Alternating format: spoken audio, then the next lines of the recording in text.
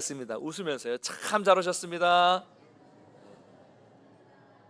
네, 아직도 이렇게 뻘쭘하게 이렇게 인사 못하시는 분도 계신 것 같아요. 우리는 지난 시간에 아브라함과 롯이 헤어지는 내용을 살펴봤습니다. 아브라함과의 목자들과 이 롯의 목자들이 싸우니까 안 되겠다 싶어서 아브라함이 먼저 나선 거죠. 그래서 이 롯에게, 조카 롯에게 양보합니다. 네가 먼저 선택해라라고 말하죠. 여러분, 우리 정서에는 어때요? 삼촌이 조카에게 양보하면 조카는 어때야 됩니까? 한 번 더 여쭤봐야 돼요. 그래서 아니, 삼촌이 먼저 선택하시죠. 어떻게 제가 먼저 합니까? 이렇게 해야 되는데 롯은 우리나라 사람이 아니니까 그랬는지 모르겠지만 그냥 기다렸다는 듯이 자기가 좋은 땅을 선택을 하는데 하필 그 땅이 소돔이에요. 그땐 몰랐겠지만 우리는 이미 소돔이 어떤 땅인지 알잖아요.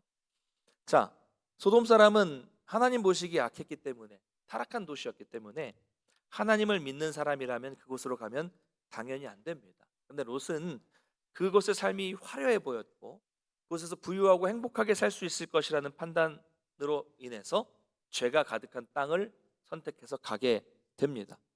여러분, 오늘날도 똑같아요. 세상 사람들이 하나님 대신에 자기 좋은 대로, 눈에 보기에 좋은 대로 선택하는 모습과 똑같습니다. 그러니까 롯의 선택은 한마디로 불신앙의 선택이었다는 거죠. 자, 그렇게 조카를 떠나보내고 삼촌이 혼자 남았어요. 얼마나 마음이 적적하겠습니까? 그때 하나님은 아브라함에게 나타나 주셔서 약속을 다시 한번 확인시켜 주셨어요. 동서남북을 봐라. 어디가 됐든 내가 그 땅을 너에게 줄 것이다. 너는 가서 그 땅을 밟아라 라고 말씀을 하셨습니다.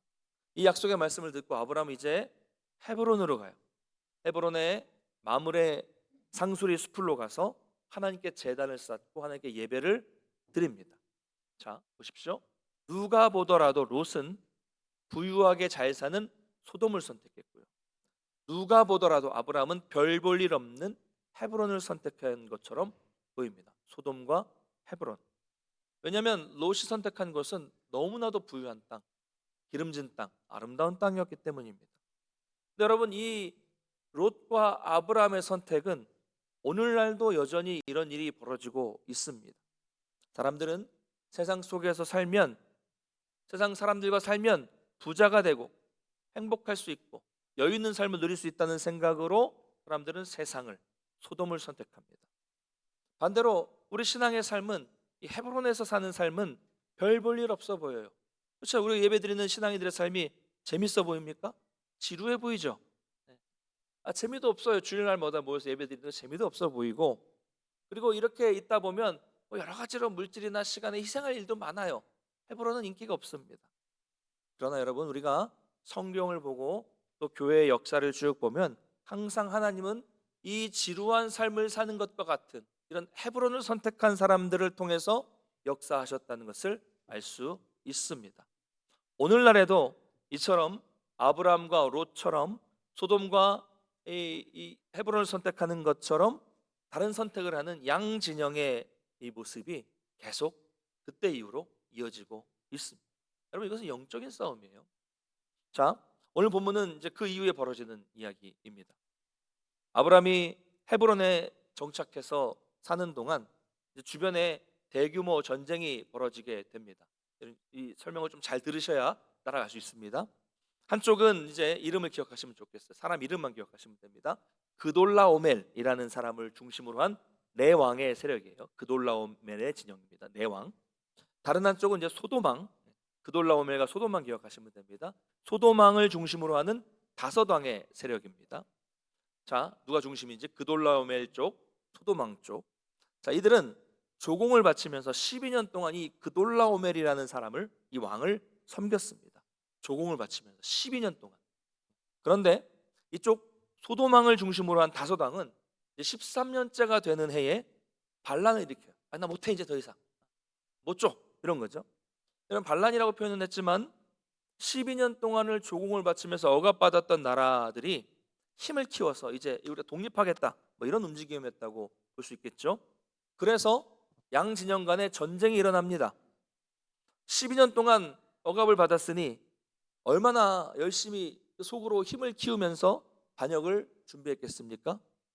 그러나 12년 동안 준비했다는 말이 무색할 정도로 너무 허무하게 이 다섯 왕의 진영은 이 그돌라오멜, 소돔 왕의 진영은 그돌라오멜의 진영에게 쉽게 그냥 패배해버리고 맙니다.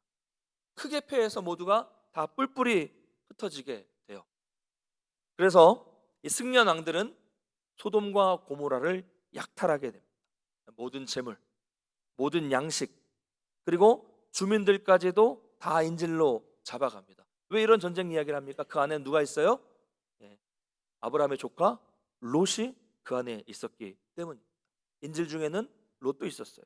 롯은 모든 재산을 다 빼앗겼고 그 본인뿐만이 아니라 가족들까지도 다 노예가 되고 말았습니다. 이게 이제 오늘 보면 12절까지 내용을 이렇게 정리한 겁니다. 네, 간단하게 정리했어요. 네, 정리하기 힘들었습니다. 이해되시죠? 네, 네, 그래요. 자, 여러분, 롯이 왜 소돔으로 갔습니까? 한마디로 성공하기 위해서, 부유하게 잘 먹고 잘 살기 위해서 갔어요. 소돔은 좋은 땅이었고요, 기회의 땅이었고요, 애굽처럼 풍성한, 아주 풍성한 넉넉한 땅이었기 때문입니다. 성공과 부를 가지고 기다리는 이 아메리칸 드림처럼 롯은 소돔 드림을 가지고 소돔으로 갔던 것이죠. 자기도 부자가 되어서 그렇게 이 여유 있는 좀 고상한 삶을 살 것을 기대하고 소돔으로 간 겁니다. 그런데 어떻게 됩니까? 그 한 번의 잘못된 선택으로 인해서 그는 가진 것을 모두 잃었습니다. 그리고 자신과 자기가 거느린 식솔까지도 다 포로로 잡혀가는 비참한 신세가 됩니다. 포로라는 건 뭐예요? 이제 생명도 어떻게 될지 알지 못하는 그런 상태가 되었다는 거죠. 얼마나 비참합니까? 여러분, 우리는 앞에서 살펴봤어요. 아브라함을 통해 살펴봤습니다. 성도가, 신앙인이 잘못된 선택을 하면 반드시 문제가 생긴다는 것을 앞에서 봤습니다. 아브라함이 어떻게 했습니까? 아브라함이 하나님의 말씀을 듣고 떠난 약속의 땅 가나안 땅에 들어갔을 때 그 약속을 잊고 애굽으로 내려가니까 문제가 생겼어요. 그렇죠? 그래서 다시 돌고 돌아서 다시 어떻게 됐어요? 가나안 땅으로 원점으로 돌아오게 되었습니다. 롯도 마찬가지입니다. 아무리 롯이 직접 하나님의 말씀을 약속을 듣지 않았다고 하더라도 아브라함을 쭉 따라다니면서 삼촌을 따라다니면서 아브라함을 인도하시는 하나님의 이 모습을, 하나님의 인도하심을 보았을 거란 말이죠. 그런데도 그는 세상을 선택해서 갔습니다. 그래서 그에게는 비참한 일이 벌어지게 된 거죠. 자, 롯이 잡혀갔다는 소식이 아브라함에게 들렸어요. 자, 이때 이렇게 롯이 잡혀갈 때 아브라함은 어떻게 살고 있었냐면 아모리 사람 마므레의 땅 상수리 나무들이 있는 곳에 살았습니다. 그러니까 마므레는 지역 이름이기도 하지만 사람 이름이기도 합니다. 마므레라는 사람. 그래서 아브라함은 그 땅에서 마므레라는 사람과 에스골이라는 사람과 아넬이라는 사람과 동맹을 맺고 서로 화친을 맺어서 아주 열심히 살고 있었습니다.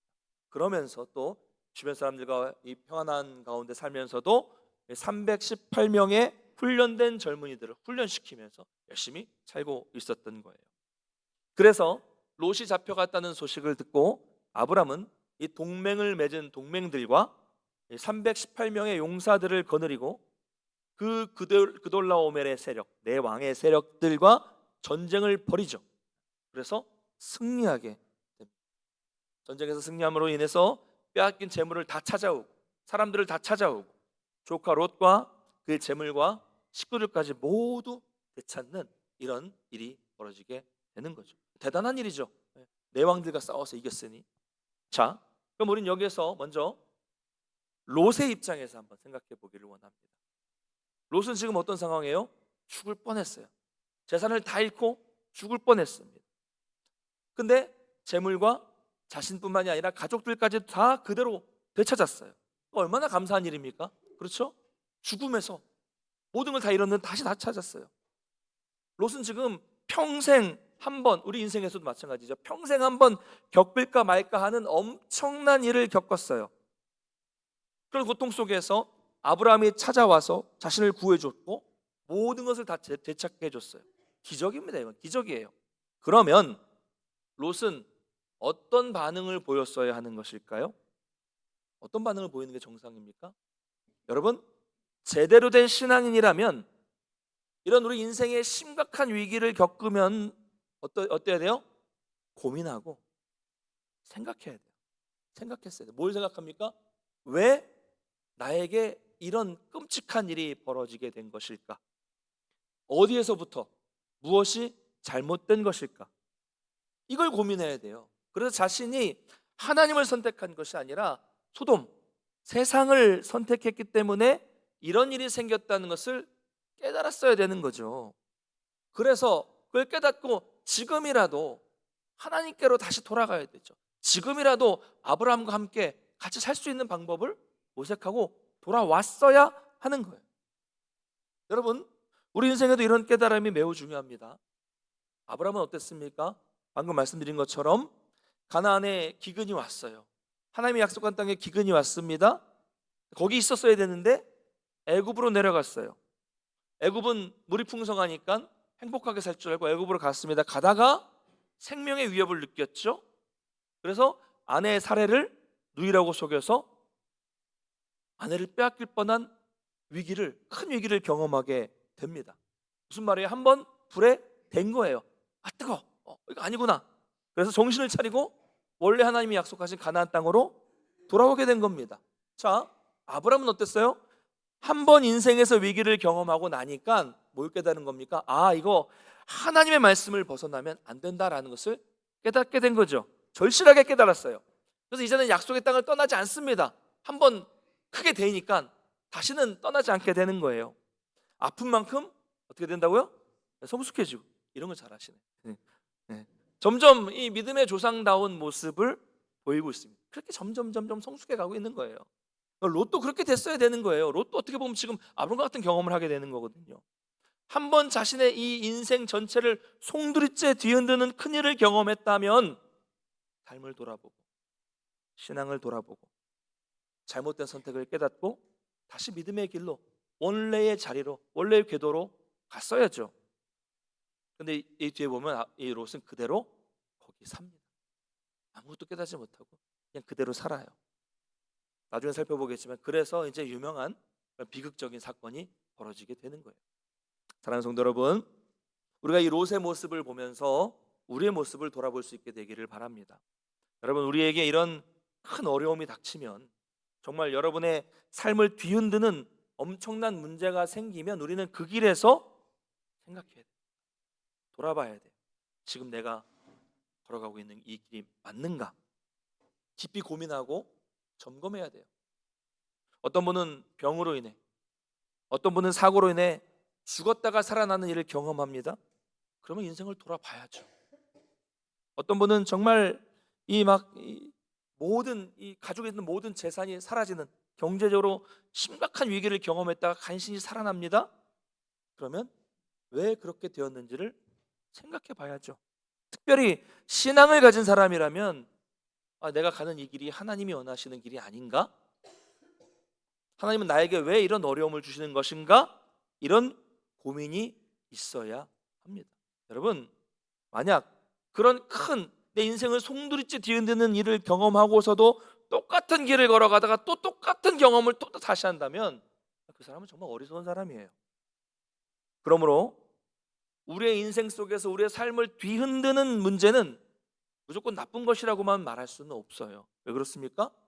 어떤 경우에는 그것이 우리가 잘못된 길을 갈 때 하나님이 그 길을 막아주시는 역할을 하기 때문에 그렇습니다. 하나님이 사랑하시니까 너 그 길로 가면 안 돼. 억지로라도 그렇게 큰 일을 주시면서도 막아주시는 것이기 때문에 그렇습니다. 여러분, 그럴 때 우리가 큰 문제를 당했을 때 우리는 내가 가는 길을 진지하게 고민해보고 그 길에서 하나님이 원하시는 길을 찾고 그 길로 돌이킬 수 있어야 된다는 것을 여러분 믿으시기를 바랍니다. 자, 이렇게 아브라함이 전쟁에서 승리하고 돌아옵니다. 그러자 오늘 본문을 보면 이제 두 왕이 아브라함을 맞이하러 나와요. 우리 17절과 18절을 한번 같이 읽어보겠습니다. 시작. 아브라함이 그돌라오멜과 그와 함께한 왕들을 쳐부수고 돌아올 때에 소돔 왕이 사회의 골짜기 곧 왕의 골짜기로 나와 그를 영접하였고 살렘 왕 말기세덱이 떡과 포도주를 가지고 나왔으니 그는 지극히 높으신 하나님의 제사장이었더라. 아멘. 자, 먼저 소돔 왕이 찾아옵니다. 그러니까 자기가 빼앗긴 이 국민들과 백성들과 재물을 찾아서 다시 돌아오니까 당연히 보선발로라도 나와야죠. 자, 두 번째는 살렘왕 멜기세덱이라는 인물이 등장을 해요. 살렘은 예루살렘의 옛 지명이고요. 살렘, 평강, 평화, 샬롬 이걸 말하는 거예요. 그는 멜기세덱은 떡과 포도주를 가지고 아브라함을 영접하러 옵니다. 지친 아브라함과 그 군인들을 이렇게 주기 위해서 나온 거죠. 우리는 이 멜기세덱이라는 사람이 어떤 사람인지 잘 모르는데 오늘 본문은 그를 가리켜 뭐라고 말하냐면 지극히 높으신 하나님의 제사장이다라고 말합니다. 제사장이었어요. 그래서 히브리서 7장에 이 멜기세덱에 대해서 나오는데 1절부터 4절, 히브리서 7장 1절 4절을 한번 같이 읽겠습니다. 시작. 이 멜기세덱은 살렘 왕이요 지극히 높으신 하나님의 제사장이라 여러 왕을 쳐서 죽이고 돌아오는 아브라함을 만나 복을 빈 자라. 아브라함이 모든 것의 10분의 1을 그에게 나누어 주니라. 그 이름을 해석하면 먼저는 의의 왕이요 그 다음은 살렘 왕이니 곧 평강의 왕이요 아버지도 없고 어머니도 없고 족보도 없고 시작한 날도 없고 생명의 끝도 없어 하나님의 아들과 닮아서 항상 제사장으로 있느니라. 이 사람이 얼마나 높은가를 생각해 보라. 조상 아브라함도 노력한 중 10분의 1을 그에게 주었느니라. 아멘. 자, 한마디로 당시에 그는 하나님을 대리하고 있었던 영적 제사장이었다는 거예요. 여러분 고대에 우리가 하나님을 믿는 사람이 아브라함만 있었다고 생각해서는 안 됩니다. 본문은 그 시대에 아브라함의 가족 외에도 하나님을 섬기는 제사장이 있었다는 것을 밝히고 있는데 성경에 제사장이라는 단어가 여기에 처음 사용이 됩니다. 그래서 이걸 가지고 이제 히브리서에서 설명을 하고 있는데 그래서 이 신학적으로는 이것을 가지고 이 멜기세덱이 예수 그리스도의 예표였다 이렇게 이야기도 해요. 자, 멜기세덱이 와서 뭘 합니까? 19절 20절 한번 같이 읽어보겠습니다. 시작. 그가 아브라함에게 축복하여 이르되 천지의 주제시요 지극히 높으신 하나님이여 아브라함에게 복을 주옵소서. 너희 대적을 내 손에 붙이신 지극히 높으신 하나님을 찬송할지로다 하매 아브라함이 그 얻은 것에서 10분의 1을 멜기세덱에게 주었더라. 아멘. 자, 멜기세덱은 먼저 와서 아브라함을 축복해 줍니다. 제사장으로서 역할을 하는 거죠. 지금 소돔의 왕은 세상의 왕입니다. 그리고 멜기세덱은 영적인 왕입니다. 이렇게 이해하시면 될 것 같아요. 자, 자신을 축복하는 멜기세덱에게 아브라함은 자기가 얻은 모든 것에서 10분의 1을 바칩니다. 11조예요. 왜 그렇게 합니까? 멜기세덱이 20절에서 너희 대적, 너의 아브라함의 대적을 내 손에 붙이신 지극히 높으신 하나님을 찬송할지로다. 이 승리는 누구의 승리라는 거예요? 아브라함의 승리가 아니라 하나님이 함께 해주셔서 승리한 것이다. 그 하나님을 찬양하라 라고 했죠. 그래서 아브라함이 11조를 드린 겁니다. 자, 아브라함이 11조를 드렸다는 것은 이 승리는 내 승리가 아니라 하나님의 승리라는 것을 고백한 거예요. 여러분 11조의 의미가 뭡니까? 나에게 있는 모든 것이 내 것이 아니라 하나님의 것임을 고백하는 것이 11조입니다. 그 10에 하나든 10에 둘을 드리든 10에 셋이든 10에 다섯이든 10에 10이든 어쨌든 모든 것이 다 하나님의 것이라는 고백을 하는 거예요. 여러분 보십시오. 아브라함이 누구와 싸웠습니까? 그돌라오멜을 중심으로 한 그러니까 강력한 세력이었다는 거예요. 12년 동안 조공을 딴 나라들이 바쳤으니까 그 그돌라오멜을 중심으로 한 네 왕들과 싸웠어요. 자, 이 전투의 규모를 볼 때 네 왕들과 이 아브라함의 동맹과 318명이 싸웠다는 것은 여러분 아브라함이 그들을 물리치고 돌아왔다는 것은 기적이라고밖에 말할 수 없는 것입니다. 하나님이 함께 하셨기 때문에 승리할 수 있었던 거예요. 그는 그의 지혜와 자기의 능력으로 싸워서 이긴 것이 아니라는 것을 깨달은 거죠. 그래서 감사의 표시로 주저하지 않고 11조를 하나님께 드리게 된 것입니다. 여러분 우리에게도 이런 고백이 있기를 바랍니다. 요즘 사람들의 신은 돈이에요. 그래서 이런 이야기하면 너무 싫어. 너무 싫어해. 그래서 이런 이야기하면 얼굴 표정부터 달라져요. 지금도 그러신가요? 여러분 그러나 저와 여러분의 생명과 물질 모든 것은 하나님의 것이다. 하나님으로부터 왔다는 것에서부터 우리의 신앙은 시작되는 겁니다. 돈만 그런 게 아니에요. 우리의 몸도 건강도 자녀도 시간도 모든 것은 하나님의 것입니다. 이것을 인정하는 가장 눈에 보이는 표시가 11조입니다. 여러분 우리가 가진 우리 물질, 재능, 시간 모든 것을 하나님께 온전히 드림으로써 우리의 신앙을 고백할 수 있게 되시기를 간절히 축복합니다. 자, 멜기세덱 그 다음은 이제 소돔왕과의 대화가 나와요. 21절 한번 같이 읽어보겠습니다. 시작. 소돔왕이 아브라함에게 이르되, 사람은 내게 보내고 물품은 내가 가지라. 아멘. 무슨 말입니까? 나는 뭐 이제 멜기세덱의 11조 한 것을 받겠죠. 그러면서 소돔왕이 이렇게 말합니다. 나는 뭐 다 필요 없다. 네가 구해온 내 백성들만 나에게 보내고 네가 탈취한 죄물은 네가 다 가져라. 이렇게 말을 하는 거예요. 자, 얼핏 보면 이 소돔왕은 상당히 신사적인 왕 같아요.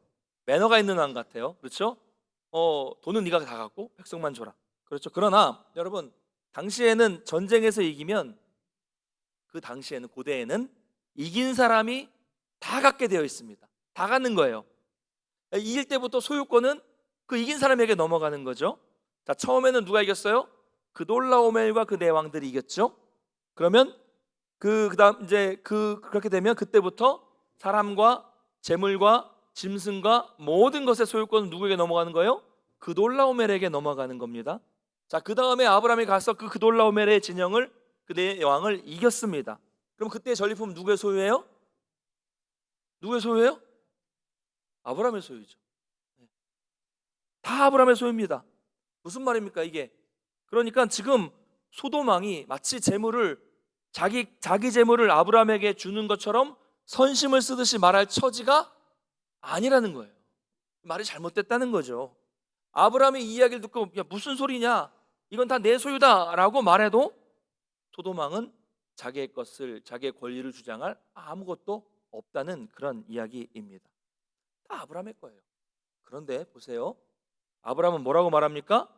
정말 제가 오늘 말씀에 중요한 내용인데, 중요한 고백을 오늘 말씀에서 하고 있습니다. 22절과 23절 한번 같이 읽어보겠습니다. 시작. 아브라함이 소돔 왕에게 이르되, 천지의 주제이시오 지극히 높으신 하나님 여호와께 내가 손을 들어 맹세하노니 내 말이 내가 아브라함으로 치부하게 하였다 할까 하여 내게 속한 것은 실 한 오락이나 들매끈 한 가닥도 내가 가지지 아니하리라. 아멘. 그럼 오늘 설교 제목이 여기서 나왔어요. 내가 가지지 아니하리라. 무슨 말입니까?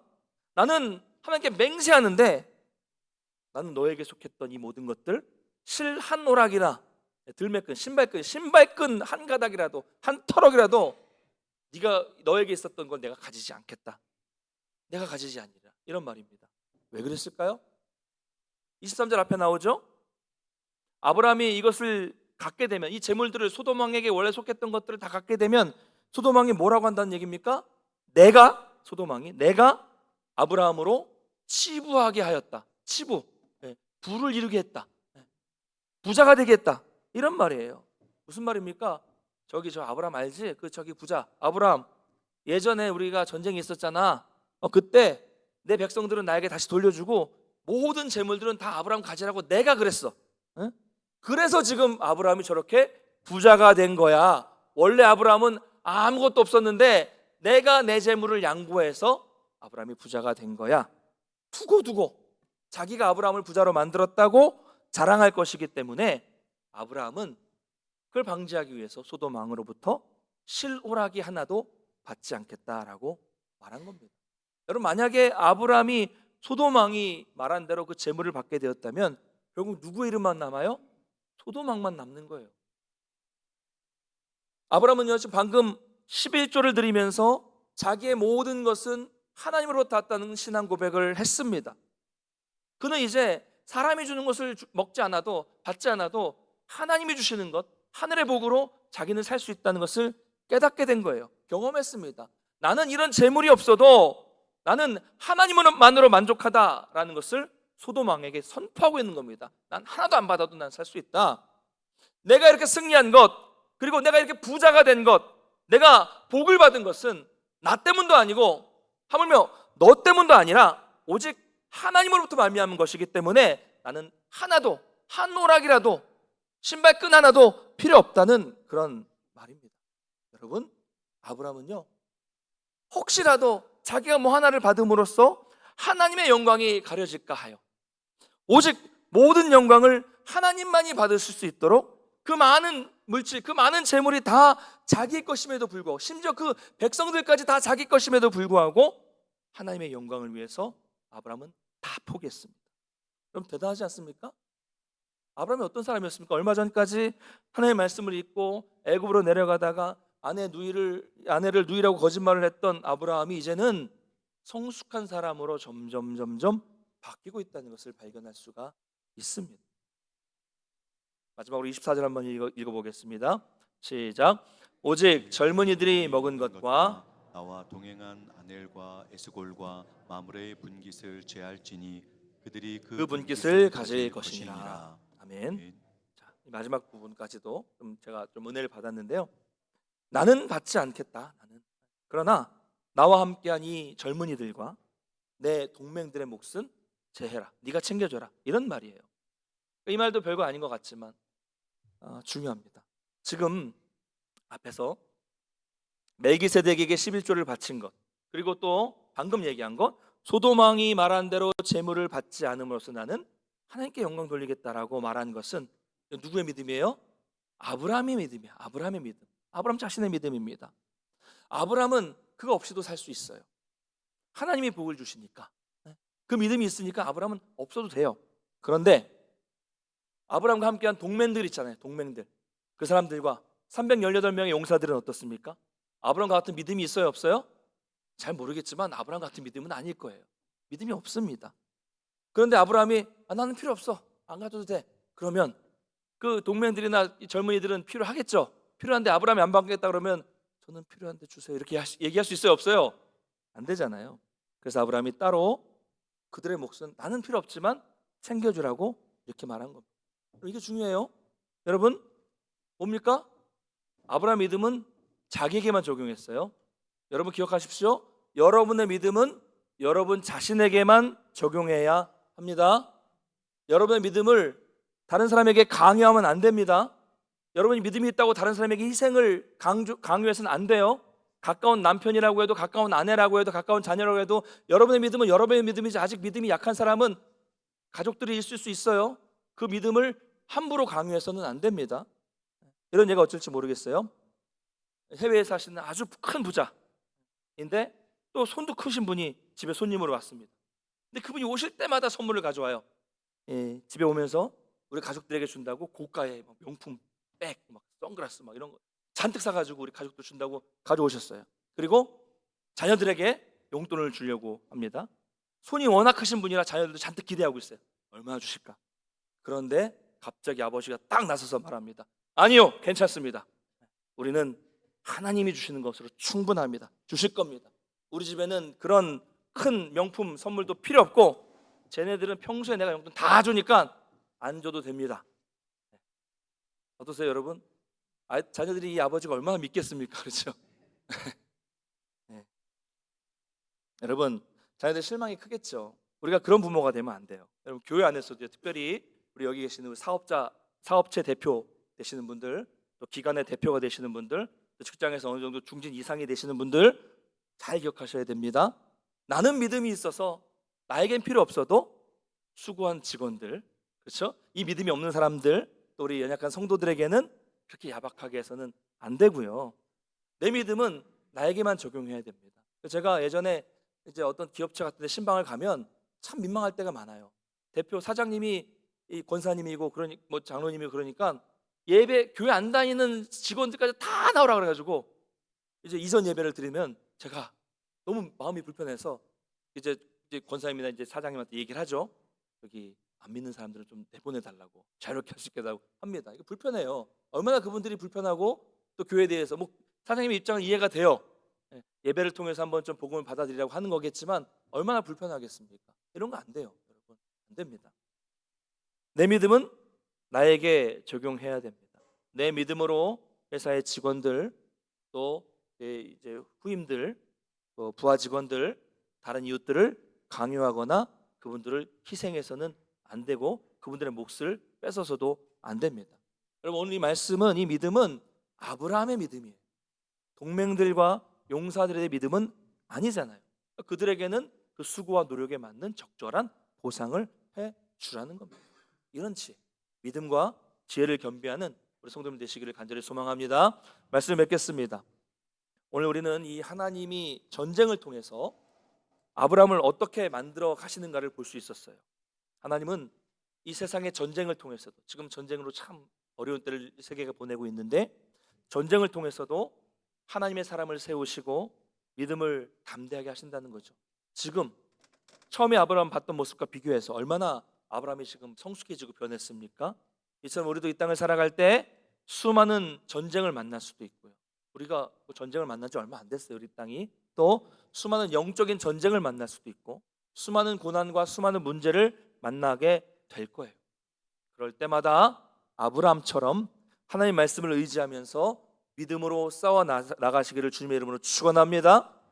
우리가 작은 거에 타협하지 말고 믿음의 싸움을 통해서 나아가면, 우리가 그 말씀을 의지하며 나아가면 그 싸움을 통해서 하나님의 능력을 경험하게 됩니다. 경험하게 되면서 우리가 믿음도 단단해지고 성숙해져 가는 거예요. 두려워하지 마시고 오직 믿음으로 나아가셔서 여러분이 그 믿음의 주인공이 되시기를 바랍니다. 또 한 가지, 저는 이 아브라함의 믿음, 특별히 아브라함이 오직 하나님의 영광을 위해서 그 욕심나는 모든 전리품들을 포기한 점을 좀 되새겨봤으면 좋겠어요. 저는 이 말씀이 다시 좀 이 말씀을 보면서 많이 도전이 됐습니다. 여러분, 우리 어떻습니까? 우리 눈앞에 있는 작은 이익 때문에 눈 딱 감고 하나님의 영광을 가리는 일이 의외로 우리 일상생활에 많습니다. 물질의 이익, 관계의 이익 때문에, 심지어는 조금 더 빨리 가겠다는 그것 때문에 신호 위반도 하잖아요. 그렇죠? 하시죠? 다 안 하세요? 네. 그 뭐 얼마나 유익이, 얼마나 빨리 가겠습니까? 그 작은 거 이익 챙긴다고 내가 얼마나 부자가 되겠어요? 그런데도 우리는 얼마 안 되는 거에 욕심을 부려요. 그 작은 이익 때문에 하나님의 영광을 가리지 않게 되시기를 소망합니다. 아브라함이 실 한 오락이라도, 신발끈 그 한 타럭이라도 내가 받지 않겠다는 그런 마음을 가지고 있었던 것처럼 우리가 아주 작은 일에서부터 말씀을 가지고 말씀대로 살기 위해서 오직 하나님의 영광을 위한 삶을 살아가시기를 소망합니다. 그럼 보세요. 자녀들 보세요. 아이들 보세요. 어린아이들 보십시오. 3살, 4살, 5살 된 어린아이가 부모가 한번 가르쳐주면 그거 부모가 말한 대로 지키려고 입으로 중얼중얼 계속 반복하면서 그 자기 몸만한 그 장난감을 끌어다가 막 정리하는 모습을 보면 부모가 그거 얼마나 사랑스럽겠어요. 저 조그만 아이가 그거 지키려고 하는 거 보면 얼마나 사랑스럽습니까? 이처럼 하나님은 우리의 모습을 다 보고 계세요. 작은 일이지만, 비록 작은 일이지만, 사람들은 몰라요. 못 봐요. 아무도 몰라요. 그런데 이 작은 일 하나지만 나는 정말 말씀대로 살려고 어떻게든 몸부림치고 작은 것부터 하나님의 영광을 위해서 살아가려고 고민하는 모습을 보면서 하나님이 얼마나 그게 사랑스럽게 보이시겠어요. 그렇죠? 그런 사람에게 하나님께서 복을 안 주실 리가 없다는 거죠. 여러분, 오늘 말씀 기억하면서 여러분의 말 한마디, 또 삶이, 여러분 일상의 삶이 그 하나하나가 오직 하나님의 영광을 위한 삶으로 살아가시기를 주님의 이름으로 간절히 축원합니다.